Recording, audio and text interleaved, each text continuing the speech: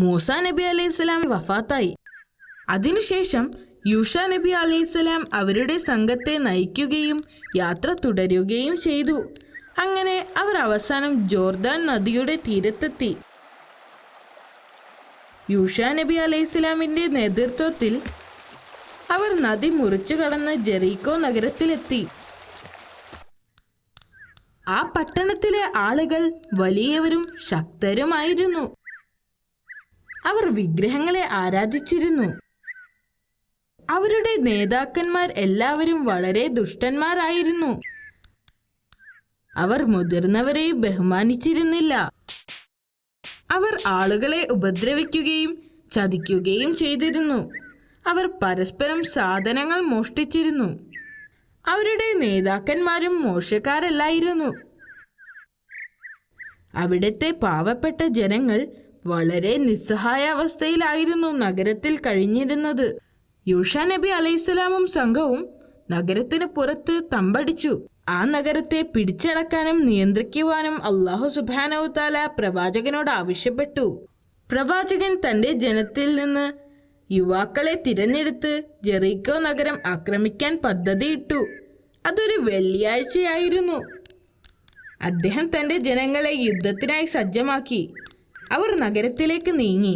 തങ്ങളുടെ നേരെ വരുന്ന ആളുകളെ കണ്ട് ജെറീക്കോയിലെ നേതാക്കന്മാർ അവരുടെ സൈന്യത്തെയും സജ്ജമാക്കി. ഒരു വലിയ യുദ്ധം തുടങ്ങി. ജെറീക്കോയിലെ ജനങ്ങൾ എണ്ണത്തിൽ കൂടുതലും വളരെ ശക്തരുമായിരുന്നു. എന്നിട്ടും അവരുടെ പ്രവാചകനും സംഘവും ധൈര്യത്തോടെ പോരാടി. അവർ ഒട്ടും പ്രതീക്ഷ നഷ്ടപ്പെടാതെ ആ വലിയ സൈന്യത്തോട് പോരാടിക്കൊണ്ടേയിരുന്നു. രാവിലെ തുടങ്ങിയ യുദ്ധം സൂര്യൻ അസ്തമിക്കാനായിട്ടും അവസാനിച്ചില്ല. സൂര്യൻ അസ്തമിക്കാറായപ്പോൾ പ്രവാചകന് ഉത്കണ്ഠയായി. കാരണം അടുത്ത ദിവസം ശനിയാഴ്ചയാണ്. അത് അവർക്ക് വിശുദ്ധ ദിനമായിരുന്നു. ആ ദിവസം അവർ യുദ്ധം ചെയ്യില്ല. അതുകൊണ്ട് അള്ളാഹുവിനോട് പ്രവാചകൻ പ്രാർത്ഥിച്ചു, ഓ അല്ലാഹ്, സൂര്യൻ അസ്തമിക്കുന്നതിന് നീ തടയുക. അത് ഒരു അത്ഭുതമായിരുന്നു. സൂര്യൻ മണിക്കൂറുകളോളം അസ്തമിച്ചില്ല. ഇത് കണ്ട ജെറീക്കോ സൈന്യം അമ്പരന്നു. ഇത്ര സമയം അവരുമായി യുദ്ധം ചെയ്ത ആളുകളെ ദൈവം സഹായിച്ചിരിക്കുന്നു എന്നവർക്ക് മനസ്സിലായി. പ്രവാചകനും സൈന്യവും ശക്തമായി പോരാടുകയും ഒടുവിൽ യുദ്ധത്തിൽ അവർ വിജയിക്കുകയും ചെയ്തു. അതിനുശേഷം ജെറീക്കോ നഗരത്തിന്റെ നിയന്ത്രണം പ്രവാചകൻ ഏറ്റെടുത്തു. അദ്ദേഹം നല്ലൊരു ദയാലുവായ വ്യക്തിയായിരുന്നു. ആളുകൾ അദ്ദേഹത്തെ വളരെയധികം ഇഷ്ടപ്പെട്ടിരുന്നു. യൂഷാ നബി അലൈഹിസ്സലാം വളരെ കാലം ഇസ്രായേൽ ജനതയെ നയിച്ചു. അദ്ദേഹം എല്ലാ ആളുകളോടും ദയാലുവും നീതിമാനുമായിരുന്നു എന്നാണ് പറയപ്പെടുന്നത്. അള്ളാഹുവിൻ്റെ ദയയും കാരുണ്യവും കൊണ്ട് ഇസ്രായേൽ ജനത കുറേ കാലം സന്തോഷത്തോടെ ജീവിച്ചു. അവർക്ക് ധാരാളം മഴ ലഭിച്ചു. അതുകൊണ്ട് തന്നെ ധാരാളം വിളകൾ നൽകി ആളുകളെ അള്ളാഹു അനുഗ്രഹിച്ചു. പെട്ടെന്നാണ് ആ പ്രദേശത്തേക്ക് ഒരു പകർച്ചവ്യാധി വ്യാപിച്ചത്. അസുഖം വന്ന ആളുകളെല്ലാം ഓരോന്നോരോന്നായി മരിച്ചു വീഴാൻ തുടങ്ങി. ചെറിയ കുട്ടികൾ, യുവാക്കൾ, വൃദ്ധന്മാർ എല്ലാവരും എല്ലായിടത്തും മരിച്ചുകൊണ്ടേയിരുന്നു.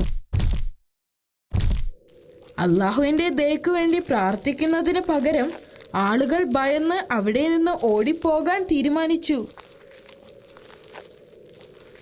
രോഗം വന്ന ആളുകൾ ഒഴിച്ച് ബാക്കി എല്ലാവരും അവിടം ഉപേക്ഷിച്ചു പോയി. ആ നഗരം മുഴുവനും കാലിയായി.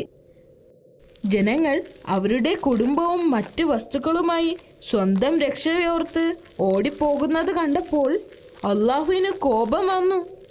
അള്ളാഹുവിൻ്റെ അനുഗ്രഹങ്ങളെ ഉപേക്ഷിച്ചായിരുന്നു അവർ പോയത്. ദിവസങ്ങളോളം സഞ്ചരിച്ച് അവർ ഒരു മലമുകളിലെത്തി. ഈ സ്ഥലമാണ് ദമർദാൻ എന്നറിയപ്പെട്ടത്. അപ്പോഴാണ് മരണദൂതന്മാർ അവരോട് വിളിച്ചു പറഞ്ഞത്, നിങ്ങൾ എല്ലാവരും മരിക്കും. അടുത്ത ദിവസം തന്നെ എല്ലാവരും ആ മലമുകളിൽ മരിച്ചു വീണു. ഇസ്രയേലരുടെ അസ്ഥികൂടങ്ങൾ നൂറ്റാണ്ടുകളോളം അവിടെ അവശേഷിച്ചു. പല നൂറ്റാണ്ടുകൾ കഴിഞ്ഞു. ആളുകൾ മരിച്ചു വീണ ആ സ്ഥലം പിന്നീട് ദമർദാൻ എന്ന് വിളിക്കപ്പെട്ടു. മരിച്ചവരുടെ അസ്ഥികൾ അവിടമൊക്കെ നിറഞ്ഞിരുന്നു. യൂഷാ നബി അലൈഹിസ്ലാമിൻ്റെ അനുയായികളിൽ ഒരാളായിരുന്ന ഹിസ്കീൽ നബി അലൈഹിസ്ലാം ഏക സത്യദൈവത്തെക്കുറിച്ച് ആളുകളോട് പ്രബോധനം ചെയ്യുന്നതിനു വേണ്ടി വിവിധ സ്ഥലങ്ങളിൽ പോവാറുണ്ടായിരുന്നു. ഒരിക്കൽ ഹിസ്കീൽ നബി അലൈഹിസ്സലാം ദമർദനിലൂടെ നടന്നു പോകുമ്പോൾ ധാരാളം അസ്ഥികൾ ചുറ്റും കിടക്കുന്നത് കണ്ട് അദ്ദേഹത്തിന് അത്ഭുതം തോന്നി. എന്താണ് സംഭവിച്ചത് എന്നറിയാൻ കുറെ സമയം അദ്ദേഹം അവിടെ നിന്നു. തനിക്ക് ചുറ്റും ചിതറിക്കിടക്കുന്ന അസ്ഥികൾ കണ്ട് അദ്ദേഹം അമ്പരന്നു. ഇത്രയും അസ്ഥികൂടങ്ങൾ എങ്ങനെ ഈ മലമുകളിൽ ചിതറിക്കിടക്കും? അദ്ദേഹം കുറെ സമയം അതിനെക്കുറിച്ച് ആലോചിച്ചു. എന്താണ് സംഭവിച്ചത് എന്നറിയാൻ കുറെ സമയം അദ്ദേഹം അവിടെ നിന്നു. പെട്ടെന്ന് അദ്ദേഹം ഒരു ശബ്ദം കേട്ടു.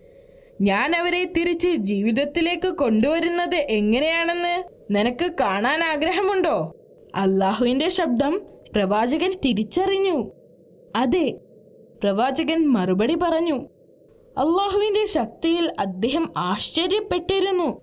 ആദ്യം ആ ശബ്ദം, അസ്ഥികളെ, അള്ളാഹു നിങ്ങളോട് ഒരുമിച്ച് ചേരാൻ കൽപ്പിച്ചിരിക്കുന്നു എന്ന് പറയാൻ പ്രവാചകനോട് കൽപ്പിച്ചു. ആ ശബ്ദത്തിന്റെ ആജ്ഞയനുസരിച്ച് പ്രവാചകൻ ഇങ്ങനെ പറഞ്ഞപ്പോൾ ചുറ്റിലുമുണ്ടായിരുന്ന അസ്ഥികൾ അന്തരീക്ഷത്തിലൂടെ പറന്നു വന്ന് അസ്ഥികൾ കൂടിച്ചേർന്ന് ഒരു അസ്ഥികൂടമായി മാറി.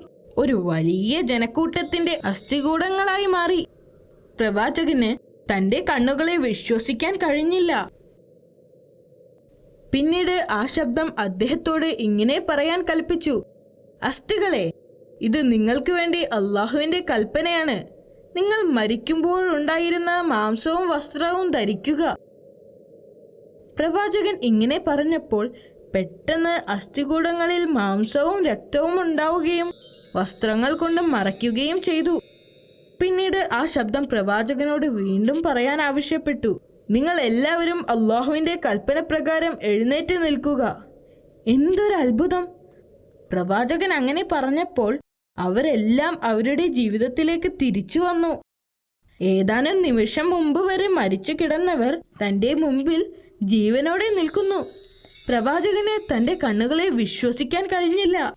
ആ ദിവസം പ്രവാചകൻ വളരെ പ്രധാനപ്പെട്ട ഒരു കാര്യം മനസ്സിലാക്കി. ഒരാൾക്കും മരണത്തിൽ നിന്നോ അള്ളാഹുവിൽ നിന്നോ ഒളിച്ചോടാൻ സാധിക്കുകയില്ല. അള്ളാഹു സുബ്ഹാനഹു തആല ഒരാൾക്ക് മരണം നിശ്ചയിച്ചാൽ തീർച്ചയായും അയാൾ എവിടെയാണെങ്കിലും ആ സമയത്ത് അത് നടന്നിരിക്കും.